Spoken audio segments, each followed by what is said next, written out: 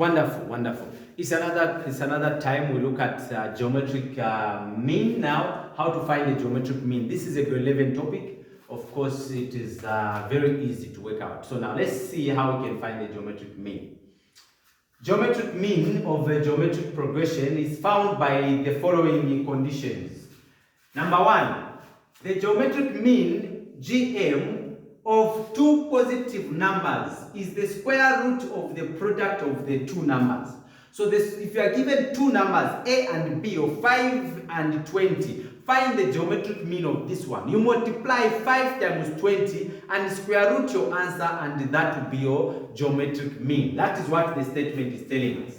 Given two positive numbers A and B, the number square root of A and B is the geometric mean they are asking. Is the geometric what? The geometric mean. When you simplify this, you find your answer, that will be the geometric mean. Now let's say if you are given three consecutive terms, A, B, and C. The three consecutive terms, the middle term, it is what the geometric mean is. So in this scenario, A, B, C, B, it is in the middle. Hence, B becomes the geometric mean.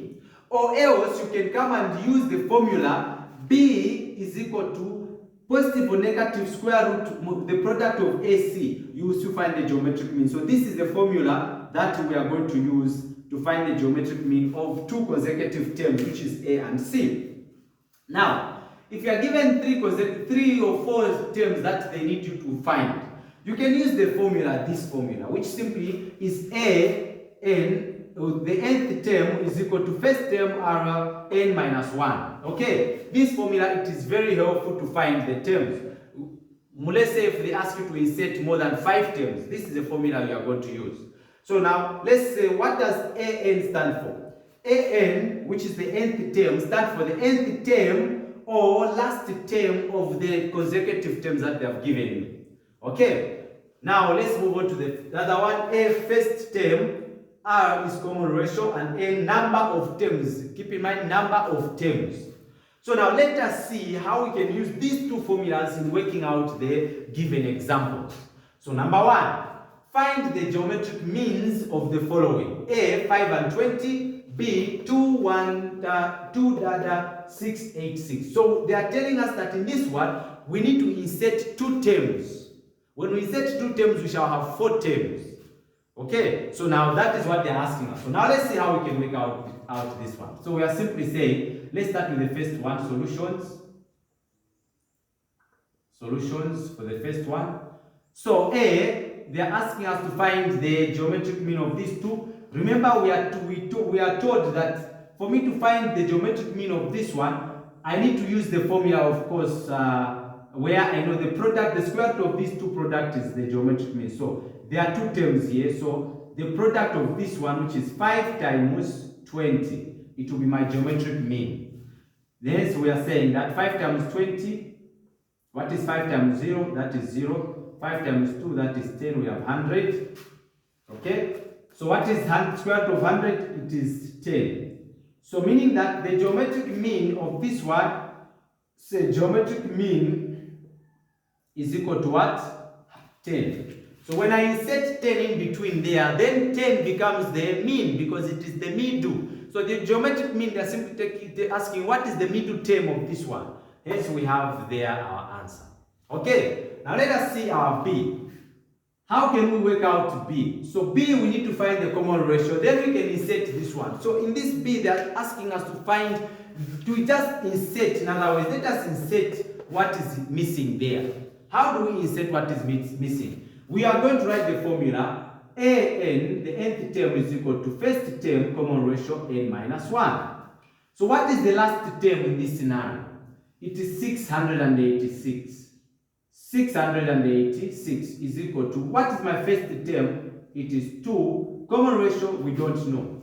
N, we said n is the number of terms. How many terms are here? 1, 2, 3, 4. There are 4 terms. So we're going to say 4 minus 1. So how do I make n the subject of a formula? This is a grade 9 thing. So let us make n the subject of a formula. So we are saying that divide both sides by 2, which of course this 2 and this will divide. We have 1 multiplied by that, we have the same constant. But here, 2 multiplied by 2 into 6, 8, 6, that should be 343. But I would ask you to use your calculator. So 686 divided by, you can choose 4, 343. R to the power 4 minus, 4 minus 1, it is 3. So R to the power 3.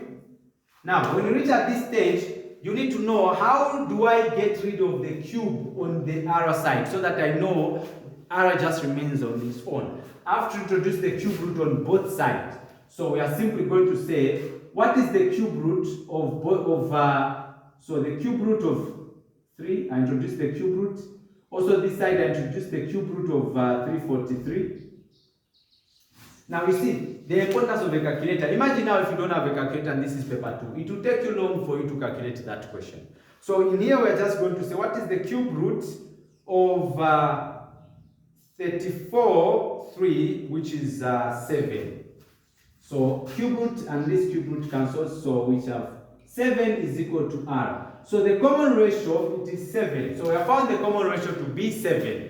Okay, so the common ratio in this one, it is 7. So for me to find the consecutive terms there, it will be easy. All I need to do now is to multiply 2 times 7, and then I find the term there. What is 2 times 7? We have 14. So I'll put 14 there. Again, I have 14 times 7. I have 98. 98 there. If you want to prove that these two are correct, just multiply 98 times 7. You are going to get 686. Then you know that the two terms they're asking you to set is 14 and 98. And you will be done with this question. So that is how you work out these questions, dear ones. With this done, I expect you to be able to answer any kind of a question that is asked in the geometric mean. If they ask you to find the geometric mean, this is the way to go. Okay, this is the way to go. You do it like this, and then I can promise you that you not have any problems. Okay, I guess we shall end here for today, and watch out for the next video because it will be on how to find the sum of the geometric progression. The sum of the geometric progression. Watch out for that video. And if you're not subscribed to my YouTube channel, this is the opportunity for you to subscribe so that you get to be notified each and every time I post a new video. As for now, God bless, and do comment and share the video. Like if you enjoy it. Don't pretend. If you enjoy it, like it. If you don't like the video, I take it as you didn't enjoy the lesson. And you know it is not good. So please, if you like it, like it. If you enjoy the lesson, like it so that I can also get to be motivated. See you in the next video. Bye-bye.